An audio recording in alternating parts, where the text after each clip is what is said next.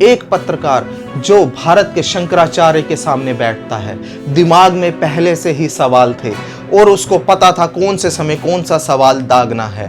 काम था तो सिर्फ एक कि शंकराचार्य को किस प्रकार उत्तेजित किया जाए। इसी बीच वो पत्रकार बार बार अपना मोबाइल उठाता है और चेक करता है कि पेटीएम पे पैसे प्राप्त हुए या नहीं हुए। यौन शोषण तक पे उनसे सफाई मांगी गई और तो और मेडिकल रिपोर्ट के भी प्रमाण देने की बात कही गई। जब शंकराचार्य ने इस बात पे टोका कि मेडिकल रिपोर्ट तो सार्वजनिक ही नहीं है, तोते बोल जाते हैं और वह यहाँ वहाँ की बातें करने लगता है। नहीं नहीं महाराज, मुझे तो जितना पता है मैं उतना बता रहा हूँ, ऐसे है वैसे है।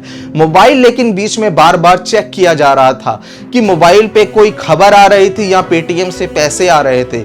ये तो वो पत्रकार ही जानता है। शंकराचार्य ने जब कहा कि आप भी अगर ऐसी बातें सुनेंगे कि तो आपको भी क्रोध आ जाएगा, तो इस पत्रकार ने बड़े ही हाथ जोड़ते हुए हंसते हुए कहा कि महाराज मुझे तो क्रोध आता ही नहीं है।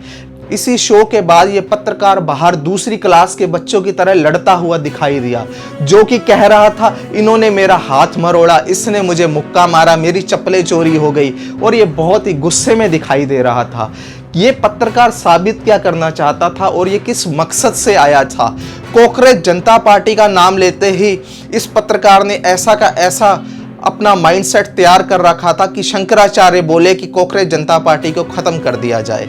जब शंकराचार्य ने पूछा कि किसी स्त्री के पीछे डंडा डाल दिया जाए तो ये क्या पुलिस की तरफ से सही था, तो इसके ऊपर कहने लगा नहीं नहीं, मैं आपको सफाई दिखाता हूं, ऐसा तो कुछ हुआ ही नहीं है।